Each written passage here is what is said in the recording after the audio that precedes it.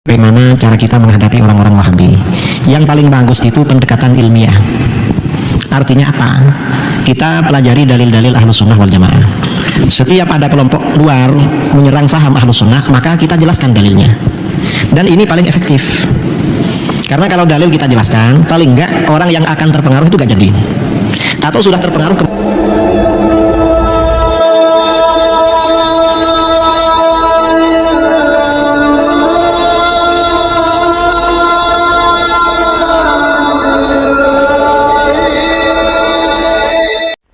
Assalamualaikum warahmatullahi wabarakatuh. Bismillah, alhamdulillah, salatu wassalamu ala rasulillah wa ala alihi wa sahbihi wa man tabi'ahu wa mawalah wa la hawla wa la quwata illa billah, amma ba'du.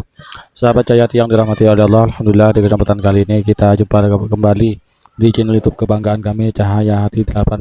Mudah-mudahan kita senantiasa mendapatkan taufik dan hidayahnya, mendapatkan limpahan rahmat dan nikmatnya, dimudahkan segala urusannya dan dilancarkan rezekinya, amin ya rabbal alamin. Banyak saudara-saudara kita dari kaum Ahlussunnah khususnya NU itu terpengaruh atau terpapar oleh aliran Wahabi. Saudara kita yang terpengaruh ini kebanyakan mayoritas orang yang namanya minim, sehingga mudah ditipu oleh orang-orang Wahabi ini, oleh ustadz-ustadz Wahabi. Ya. Kita tahu orang-orang Wahabi, ustadz Wahabi ini sering berdusta di dalam berceramah. Itu. Namun bagi saudara kita yang awam tidak tahu itu dusta atau tidak. Maka kita bagi para asatid, para masyayikh yang paham dengan agama, maka kewajibannya adalah menyadarkan kembali saudara-saudara kita yang terpengaruh atau terkontaminasi oleh ajaran Wahabi ini. Berikut ini ada ceramah Ustadz Idrus Romli yang memaparkan bagaimana metode yang pas atau cara jitu untuk menyadarkan kembali saudara kita yang terkontaminasi dengan ajaran Wahabi ini. Biar tidak terlalu lama, mari kita langsung simak ceramah dari Ustadz Idrus Romli. Mari kita simak bersama-sama. bagaimana cara kita menghadapi orang-orang Wahabi. Yang paling bagus itu pendekatan ilmiah. Artinya apa? Kita pelajari dalil-dalil Ahlus Sunnah wal Jamaah.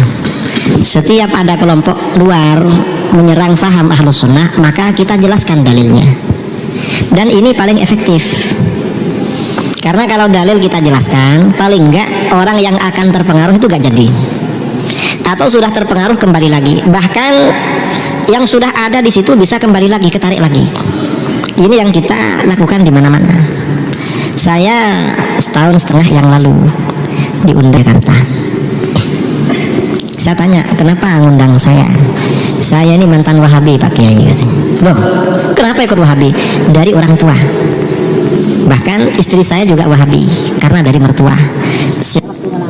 Waktu melamar istri ke mertua di Banjarmasin, mertua tanya, kamu Aswaja apa Wahabi? Kalau Aswaja saya gak mau, saya Wahabi. Saya bilang, jangan khawatir Pak, saya ini Wahabi juga. Ya sudah, kalau begitu kamu kawin sama anak saya. Jadi memang pertanyaannya Wahabi apa Aswaja itu. Sudah kawin. Nah terus sekarang kok keluar dari Wahabi? Saya ini, kata orang itu, saya ini mendengar ceramahnya Ustadz Abdus Somad. Ustadz Abdus Somad bilang, kalau ingin tahu dalil-dalil Aswaja, coba dengarkan ceramah Kiai Idrus Romli. Saya cari ceramah sampean Kiai, saya lihat di YouTube ternyata ceramahnya ratusan. Saya cari yang paling panjang, ada ceramah sampean di Kuala Lumpur, durasinya 9 jam. Padahal bukan 9 jam, itu acara daurah 2 hari, tiap 2 jam istirahat, cuma digabung terus dibuang istirahatnya itu, sebenarnya 2 hari itu, jadi 9 jam. Nah terus saya dengarkan sama istri saya dari awal sampai akhir. Terus setelah mendengarkan itu, kok dalilnya kuat sekali. Ada dalilnya, kata Ustadz gak ada dalilnya, ternyata dalilnya lebih kuat. Ya sudah, kita keluar dari Wahabi. Ini dalil, ilmu itu sangat dahsyat. Jadi bagi adik-adik yang masih belajar yang sungguh-sungguh. Nanti setelah ada ilmu, hadapi mereka, insya Allah kembali lagi. Baik ilmu itu disebarkan melalui ceramah secara verbal ya, ceramah dari masjid, majelis taklim, yasinan atau apa, atau melalui tulisan. Kadang melalui tulisan juga sangat ampuh. Dulu sholawat nariyah itu dikafir-kafirkan oleh Wahabi. 3 tahun lalu saya menulis catatan di Facebook. syarah sholawat nariyah berdasarkan hadis-hadis Nabi Shallallahu Alaihi Wasallam. Tiap kalimat mulai dari alladzi tanhallu bihil uqad, saya terangkan maknanya. Dalilnya mana? Wa tanfariju bihil qurab, maknanya apa? Dalil saya terangkan semua. Setiap kalimat paling tidak saya kasih dalil 7 hadis. Saya lengkapi dengan takhrijnya, ini rawinya ini. Akhirnya apa? Begitu tulisan ini disebarkan, kawan-kawan aswaja yang sudah terpengaruh Wahabi dan meninggalkan sholawat nariyah baca lagi. Alhamdulillah Kiai, saya sudah baca sholawat nariyah lagi. Mengapa? Ternyata dalilnya kuat. Bahkan ada Ustadz Wahabi di Malang, dia mensyirikkan sholawat nariyah. Begitu baca tulisan kita, kata dia, saya sekarang bertaubat. Dulu mensyirikkan sholawat nariyah. Ternyata dalilnya sangat kuat. Sholawat nariyah benar-benar luar biasa, tidak syirik. Itu ilmu. Para ulama kita dulu menyebarkan aswaja, menolak faham-faham sesat, itu pakai ilmu. Karenanya kalau masih belajar, yang rajin belajar. Dan apa yang disampaikan oleh Ustadz Idrus Romli ini memang benar, yaitu tentang bagaimana menyadarkan kembali saudara-saudara kita yang sudah terpapar oleh virus Wahabi.